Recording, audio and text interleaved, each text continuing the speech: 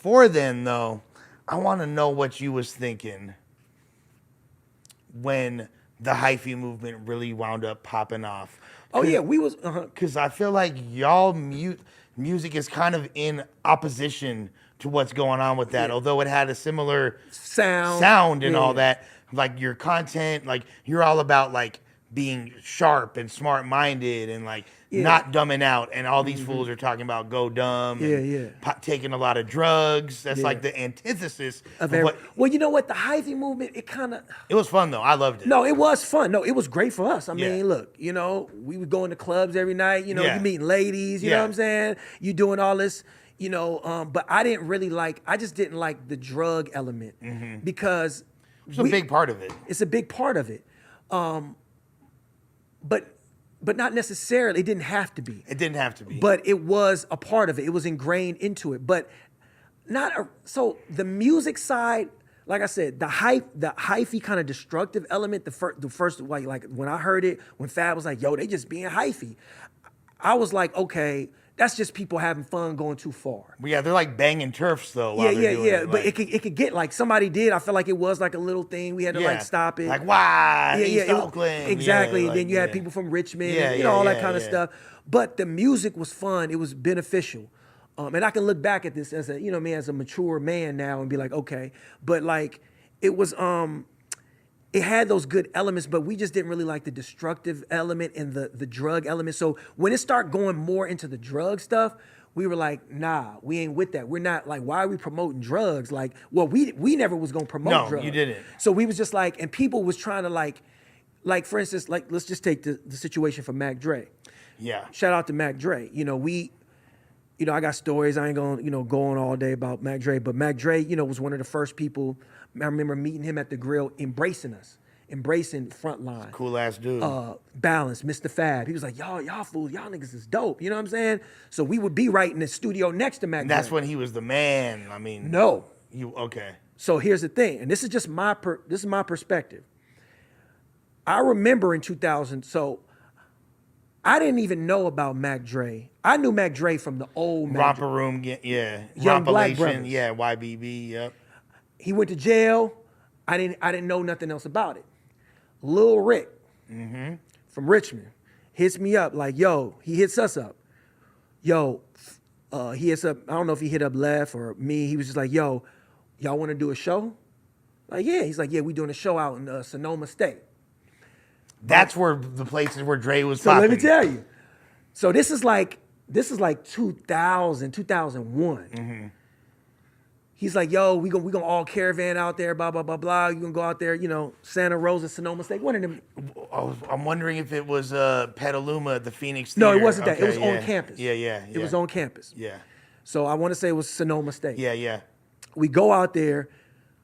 So we didn't know. We hadn't really done that many shows. Lil Rick says, come out there, do the show. We trying to do any shows we can get. We get out there. It's a long ass line. Going to the event, we like, who are these people going to see? Like, what's going on? So I asked who y'all here to see? We here to see Mac Dre. It's all white people. Yeah. And we didn't know we was opening up for Mac Dre. We didn't know we was performing with Mac Dre. So Lil Rick was cool with Mac Dre. That's his homie. You know what I'm saying? So Lil Rick, put the show together, which was so dope for him to connect us on that, put us on, have us open, for Mac Dre. I think we performed, but Dre didn't even get to perform because the crowd was so crazy. It got shut down. This campus police shut it down. I was like, mind you, nobody in the Bay that I knew around was talking about Mac Dre. And that's the funny thing too. So Mac Mall, one of my favorite rappers of all time. So there was, that was the Young Black Brother records. Like it was Mac Mall, Mac Dre, Young Lay, you know what I'm saying? Ray Love, you know what I mean? And so I was like super tapped into all those. Shout out Kyrie. Shout out Kyrie, one of the best producers of all time. Yeah, we did some work with Kyrie. Yeah, he's the man. But so I was like tapped into Dre more than a lot of other people. Even when I was in LA, no one had fucking heard of that shit. Because you white. Yeah. Okay. Now check game. Nobody in my circles in Oakland, Berkeley, Richmond, nobody was fucking with that shit. That's what I'm saying. But I had a roommate, my boy Kev. he was from Martinez, and like that was one of the first things he said to me was like, you listen to Mac Dre? I was like, Mac Dre, like, Cause see, Martinez is kind of it's out there. You start getting exactly all those outskirt towns, like places like obviously in Frisco, Nicotina is the man. Yeah. Fools wasn't really slapping Nicotina in Oakland and Richmond like that, but.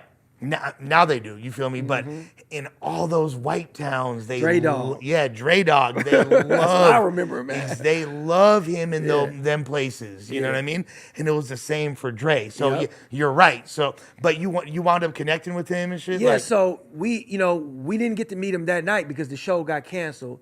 But then we ended up meeting him back when we was kind of we met him at the grill. Opened up for him. We had like a community. Lil Rick put that together again. Shout out Lil Rick. It was a community show for one of the young homies who had got killed. Football player, got a scholarship. He was going to De La Salle, got a scholarship. He got killed, so we did a benefit. Matter of fact, I want to say we did 2 shows that night. It was the night of our record release. And Lil Rick was like, "Yo, it'd be dope if y'all come through, do the show." We end up, performing, opening up for Mac Dre. Seeing Mac Dre. But Mac Dre, like I said, from my perspective, he was not that big in the town yet. The town, these places, I didn't feel like they fully embraced him at that point. 2003 though, he was out of there. Like, I want to say early 04. 04, 05. You know what I'm saying? Well, he died in 04. 04. Okay. So but we had already seen, like 2 years earlier, I was like, yo, how is he packing out these places way out on the outskirts? You know what I'm saying? And then I remember he did a show in San Francisco. Shout out to Chuck, Done Deal. You know what I'm saying? He was doing Done Deal Entertainment at the time. He was putting out these shows in Frisco every weekend and like once a month in Frisco at the Mission Rock. Okay. Remember that? Hell yeah. And if you was popping at that time, you did your album release or whatever, you did a show at Mission Rock. That kind of gauged how popping you was. Space 550, Mission Rock. Space 550. But Mission Rock was Chuck's, that was the spot. You went through Mission Rock, we did it, Keak did it, I want to say everybody had to go through Mission Rock at some point in time. Right. When Dre did it, shut it down. Yeah. And it was all, and I want to say it was like, it was white folks, you know what I'm saying? Like for some reason, they supported Dre. And then I kind of feel like the hood, not saying the hood didn't support him, but then they came around. Right. You know what I'm saying? Well, especially when a lot of them drugs became more popular in the hood. Because like there was a whole, to me it was. That was the first time I heard about it. Hyphy, to me, it was like hood raves. Yeah. They're on rave drugs, you know what I mean? The tempo, the music. It turned into that. Yeah, like that's really what it was. Well, that's what the first time I heard this. You know what I'm saying? I didn't know what that was until people, you know what I'm saying? I was like, oh, that's what that is. He invented that word. He invented it. You know what I mean? So Dre was a genius in that way. Now when you look back, you say like, yo, he created really an independent empire with that shit. Absolutely. Like, you know what I'm saying? Like how did he do that? But he did it. And then I feel like, and this is just my opinion, once he passed away, it just went 100 times even bigger. You know what I mean? I mean, that's really what launched it. But his model was so dope because even at that time, while he was still alive, he was putting out albums after DVDs. And I remember TV. going into Rasputin's and he was #1 every time. You know what I'm saying? So you saw it coming like, what's going on? Like who's buying this? And it just shows you how, you know what I mean? And then around 03 is when everybody realized like, yo, this dude is a problem. Like, if you don't know, now you know. Because I feel like, me personally, I was so just like stuck on Keak. I just thought like Keak, you know what I mean? Keak was so dope. And then you had somebody coming from Vallejo and he just like turned it up to a whole nother level and he brought his movement and you couldn't deny it. So yeah, rest in peace, Mac Dre, Miami, Kilo, all those guys. And they always showed us love. Because I feel like Vallejo and Richmond is so closely intertwined. But I feel like there was some static at certain points too. But yeah. It's so Hyphy movement, y'all are doing your thing. But did you kind of feel like because you weren't like indulging in some of the activities that those people were, like that were at the forefront of that, did y'all kind of feel like outsiders to it?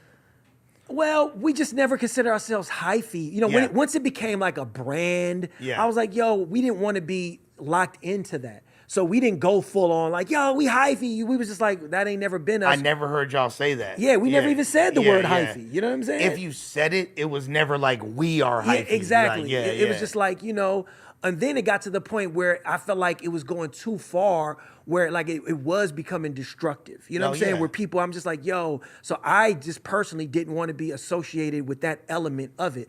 But now, like looking back, I'm like, oh, obviously was a dope. We contributed to it. We helped found it. Yeah, you know what I'm saying? That New Bay movement is what like jumped it off. That was the precursor to it, 1,000%. Yeah, you know what I'm saying. Then 40 re-cemented. Obviously we was doing. Like I said, we was going to Sweet Jimmy, supporting 40. Short kind of came back to the Federation town. was super. Federation. Yeah, that was a Rick Rock. I feel like it was so funny. Like the Federation coming from and like they're from Fairfield and they like sound like they're from Richmond. You know what I mean? And like y'all, or they sound like they're from Oakland type shit. Yeah. And y'all from the rich. Too, like I feel like at one point Frontline and Federation and the team, those were like the three groups that were at the forefront. Absolutely, yeah. I feel like we were like those new guys on the block. You know what I'm saying? Keak, like I said, Keak had already kind of been around because of the three times crazy. He was so he had been legend. cemented. He had already was like cemented with his group, and then when he kind of had his resurgence with the around that time, I feel like he, he started getting radio play. Right. He had already been so big. I kind of feel like probably the only difference between Keak and Mac Dre was that Keak got radio play first. He did, and he was also. Thing about Keak is like his style is so off the wall. A lot of people can't understand it. Yeah, you know what I mean? Like, well, it got even more kind of. I think he kind of. I mean, it's just my guess. He kind of because when you listen to the early albums, you could clearly understand. For sure. But then he started getting kind of like, he starts swagging or whatever you want to do with it, like with the style. And people's like, yo, that shit is turned up. And I just like the culture. I think if you off something, that shit sound even crazier. You know what I mean? So I feel like his style just evolved and it just kind of became this thing of its own. And it became so distinct. And then by the time you get to Super Hyphy, it's like, he's out of here. And that record still goes to this day. But like, you're right though, back on like the Sicko album and the Stacking Chips album, you could understand him a lot better. Absolutely, yeah. But if you in the Bay, you could, it's so funny, like growing up in LA, like, and I fucked with Bay Area music way more than most people did. But Bay Area music, I didn't understand. Like I fucked with 40 and the Click. I had those records since I was like young.